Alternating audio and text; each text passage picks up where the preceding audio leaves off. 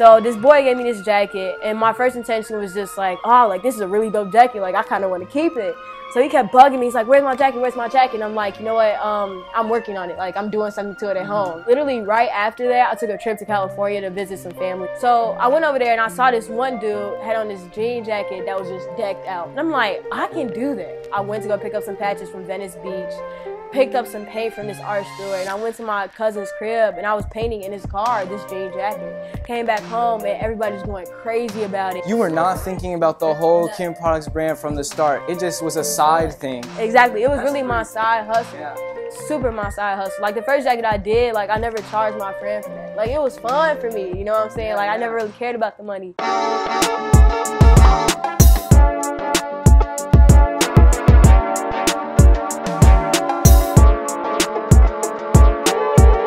You thought it was big, it was bigger. Kim Products, here, now. Hey y'all, you're here with Kim Products, aka Kalisha Moxley. I'm about to talk to y'all about my upcoming events, some secrets and some secret collabs that me and Matt been talking about. Super excited, and yeah. When you first started out, what were some of the things you did to get that initial traction, that initial momentum? Like if someone else is trying to start a clothing line, where do they go? One thing I was really big in was parties. 7th and 8th grade, you know, I was going to high school parties, networking and mingling, meeting people like Warhol and DJ Oreo when, you know, they were underground. And just networking myself and being cool like in that underground party scene, it really allowed me to have a good platform when I wanted to start what I wanted to do in my business. So just running around places physically. Honestly. To get exposure, instead of just going there, you try to be a part of what was going on to get like close to the people. In the scene. No joke intended. My looks really helped me with that type of stuff. Like, boys would try to holler at me like, oh, you know, you're super cute. I'm like, yeah, I make clothes. So, like, you can slide your way into people just being like, you know, when you go to events and stuff, you're like, hey, bro, what's up? How you doing? Now you backstage. If you live in Chicago and you not rocking Kim Products, you a fucking goofy. And that's just how it goes, nigga. You spoke on this a little bit, but how do you feel about the scene today? It's crazy. It's so funny to me because, like, I don't know, I think I got into it so quick. Very young, you said like 7th grade. Yeah, 7th grade, you know, like barely 13, barely hitting puberty in the scene, you know what I'm saying? Warhol and them, just to see them out doing shows in Cali, like, that's bro, like. Right. So it's super cool to see how everybody kind of just glue up and did what they had to do. Kim Products website is crazy. And you have a strong social media presence. How do you run your social media? How do you think about your website in terms of promoting your brand? Do you have a team that runs that? Actually, I just got this team that I literally love to the death of me. Some of them are more of like on-deck marketing managers, so you have those like Twitter, Instagram people. And then the other half is more like creative director, press advisor, more legal stuff of my business. I think one thing that helped me a lot with my social media presence is I had a good social media presence. My Twitter was booming before Kim Products.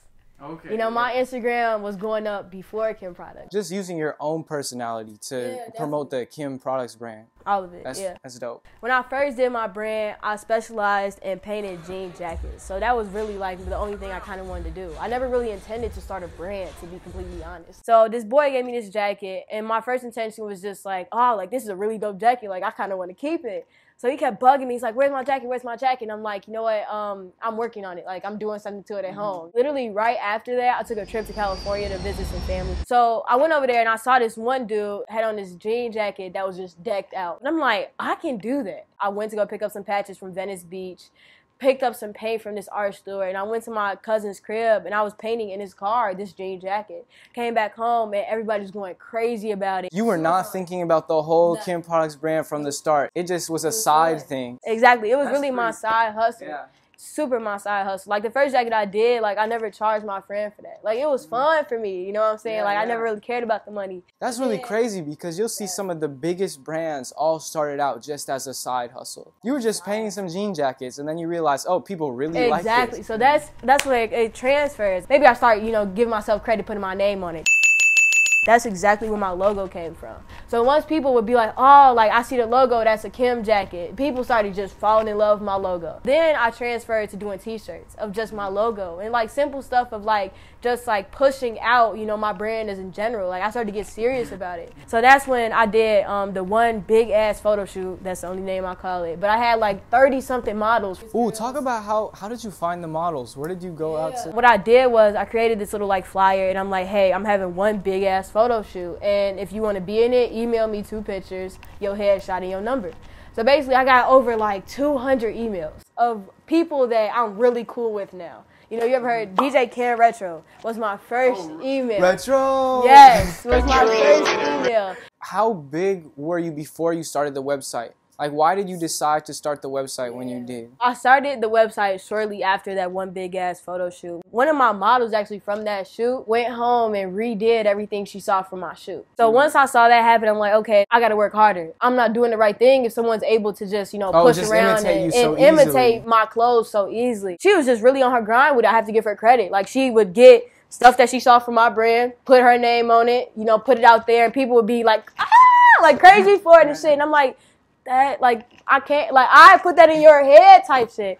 So then once I saw, you know, that she was just really on her grind, I'm like, okay, like, I got to take it to the next level. And that's when website just popped in my head. I have to be more available to others. I have to brand myself better. That's also when I started getting my legal stuff in order. You know, I trademarked Kim as soon as I made my website. Just an LLC right after that. You know, getting a personal lawyer for my brand. Stuff like that I did right in those 2-3 months. So talk about how you developed all that. So if someone's in your position, they're trying to figure out, how do I secure my brand? How did you think about getting the LLC? How did you find all the legal stuff? One thing I have to tell you guys, people are going to copy you.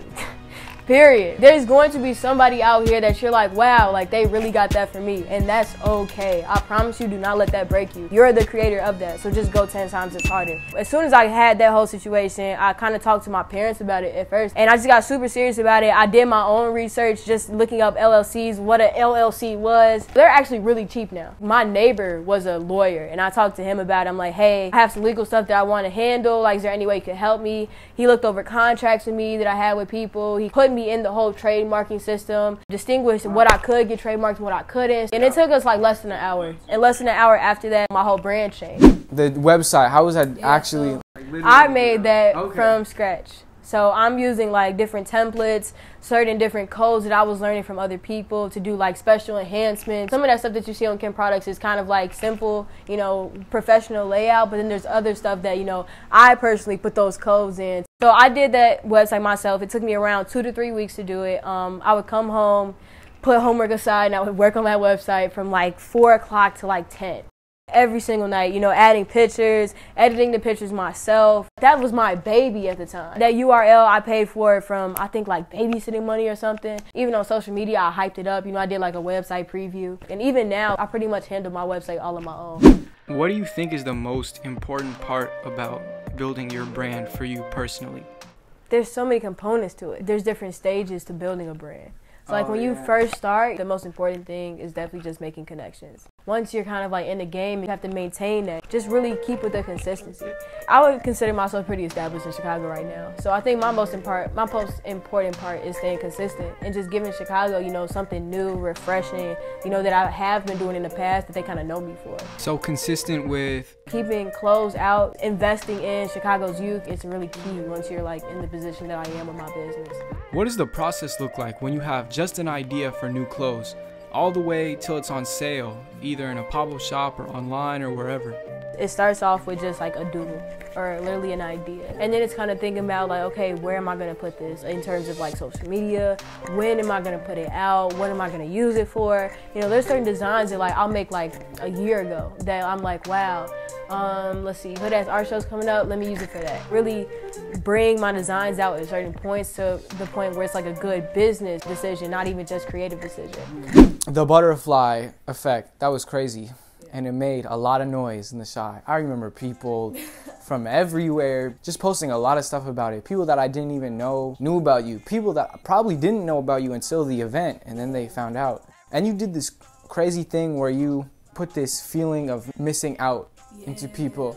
So they really didn't want to miss out on what was going on. Talk about what the Butterfly Project was and how you made that hype. My first event was actually called Rookie Season. It was kind of like the test trial in a way. So I went through rookie season and I was like, wow, like I really want to do something that really brings out everybody in Chicago. So I came up with the Butterfly Project and just the concept of having like, you know, the live mannequins. Like if you were there, you saw like this little Bermuda triangle of just really high pedestals and then models on top of them. Like it was something that Chicago wasn't used to. I really kind of created that environment for kids in Chicago and they were super just intrigued by it. And even having people like P. Diddy's son, Justin Combs in there, you know, amped up Chicago and that whole 2017 summer for artists. So when you were promoting for it, how did you try to push that out? How did you talk about it? I actually only did like 2 weeks of promotion for Butterfly Project, which in business world is crazy. In order to promote it the way I really wanted to, I had to exemplify the whole, if you don't come to this, you're really missing out. I made more professional flyers. I changed the whole view on my brand. So people kind of were expecting something totally new and that's what they got.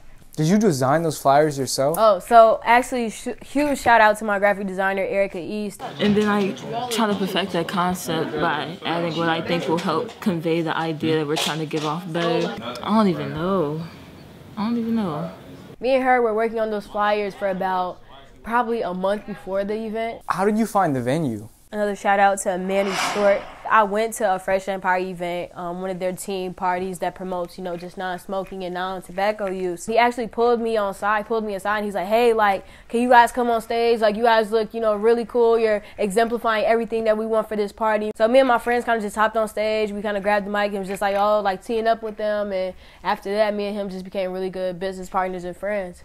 How would you sum up where Kim Products is at right now as a business? And what do you think you need to do to take it to the next level? You know, I have a lot of experience in selling products and doing events and just having a company in general. I would say I'm pretty established right now. I'm not going to downgrade my company or discredit myself because I've worked really hard for Kim Products in general. For the next level, one thing I'm super excited about are these like mainstream collabs. I'm actually interning with Adidas right now and working with their creative directors. Yeah, that's a Hustle Guru exclusive. But it's right now, it's kind of just making moves and seeing what I'm going to do. I have the chance to work with Adidas, or I can have the chance to further Kim Products and have this Adidas collab. So I'm kind of debating which one I want to do. Honestly, to like really push my brand up, one saying I have is Chicago now, the world soon. I'm really ready to head to places like DMV. I love the DMV, man. Love it out there. I'm heading down to University of Michigan, a whole bunch of other colleges, NIU, just to kind of just like branch out. So you've been going to like college campuses and showing? I have a show in University of Michigan in April that I'm super excited for. Basically, I got invited to do one of their actually extremely popular fashion shows down at University of Michigan. We're gonna be bringing the whole Kim Products team down. One weekend we're all gonna go, just bring probably like 20, 30 pieces of clothes, do the whole runway thing, and then possibly do a pop-up right after. And I've shipped my orders out to places like California, St. Louis, New Orleans. Not only like do I ship out there, but I want to start building relationships with people out there. Exactly. You want to go engage with the communities out there and make Kim Products part of that. Exactly. Like it's just as much as my brand as the person that's wearing it. And I tell people that all the time. Like my brand is really for, you know, you at the end of the day. So I really want to keep that, you know, as much as I expand out. If anyone watching this wants to be a part of or work with Kim Products, where can they reach out to you? Is there any specific talent right now, maybe graphic designers, someone who could program an app, or other people to run around the city doing pop-up shops? Are you looking for more members of the team? First off, if you guys want to shop with me, you can find me at kim-products.com, or if you just Google Kim Products. Photographers, videographers, you know, stuff like that, I really want to make sure that I use a variety.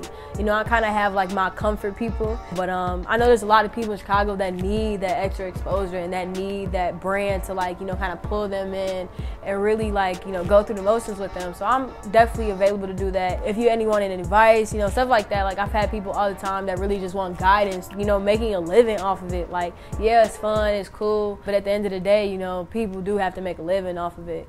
If you guys want any type of event hookups in terms of like media passes, you know, stuff like that, I really push you guys to ask.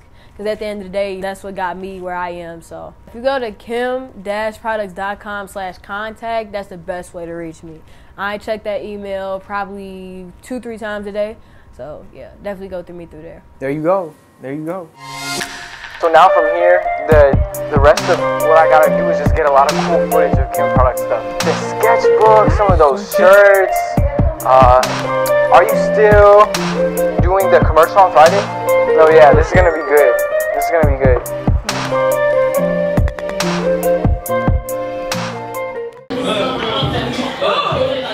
Oh, that clip was smooth.